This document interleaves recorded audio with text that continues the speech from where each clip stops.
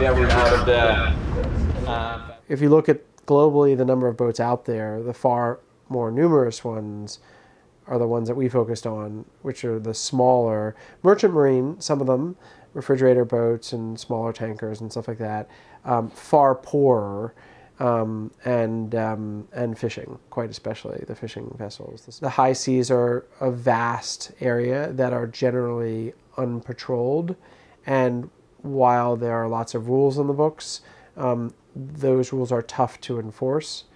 I knew that going in, and what I didn't know was the severity of crimes that occur. What I learned and sort of brought in and came out with was the sense that it's not that this is an evil place by any means, you know, the Great White Ocean, hardly. It's a beautiful place, and there's amazing humanity out there, and certainly sort of epic forces at play, economic, you know, meteorological, but it's a vacuum. And so that's partially, I think, what draws people, you know, in literature, in life, in many ways. It's so open, it's a desert, and it's free. And that allows for a certain beauty and freedom, but occasionally it also allows for bad things. The South China Sea is a crowded space, and there's not high seas. It's all territorial. Indonesian, Philippine, Vietnamese, Thai waters bump into each other. But it's a big space still. And once you get 50, 100, 150, 250 out, you're out there. You know, no one's really patrolling out there. And the one thing I would say is, if you look at raw numbers, crime happens, and in significant numbers out there. To me, the frequency is less of what's striking. It's the frequency of occurrence with impunity. That, you know, that's where really I think I feel 100% confident in saying what is distinct about this space is not that crime occurs more often there, but crime occurs more often without any enforcement either before, during, or after. The overfishing problem globally has caused a lot of the fish closer into shore to disappear, and they're just gone. So boats now have to travel further away from shore to get the catch that they might have gotten 2 decades ago at half the distance.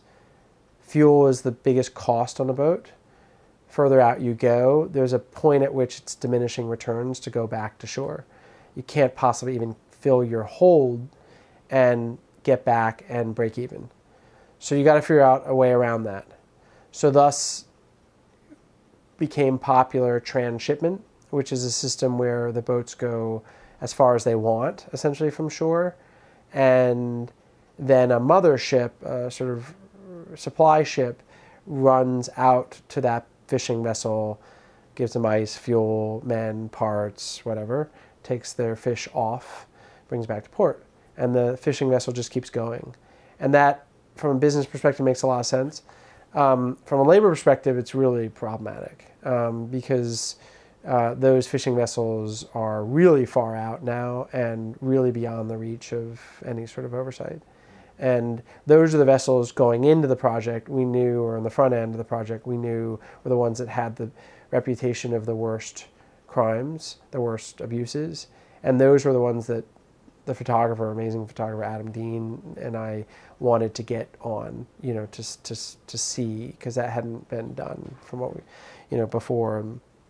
So, and transshipment as a system is very popular for the reasons we talked about, and it's probably one of the things that the world is going to have to confront if they're really going to get a hold on seafood traceability, knowing just where you got your, you know, all the way down to the hook, you know, from bait to plate, or labor accountability. You know, what were the conditions on that boat?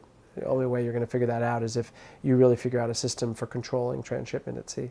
I think these captains make a calculation on when their risk becomes too great. Their risk that that deckhand will become so disgruntled they will act out violently, the risk that that deckhand will flee unilaterally and possibly go report to authorities.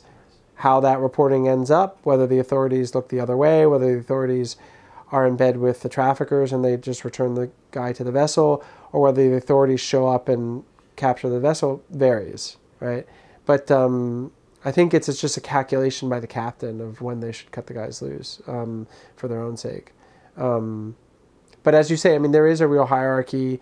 The officers do tend to be ethnically distinct, linguistically distinct from the crew, and that contributes to two things. One, the general disempowerment of the crew. They don't even understand the language the officers are talking about, all that. But it also, in the reverse, contributes to the violence and the discipline on the ships, because the officers are afraid of the crew. They're outnumbered. It's almost like a slave plantation, they're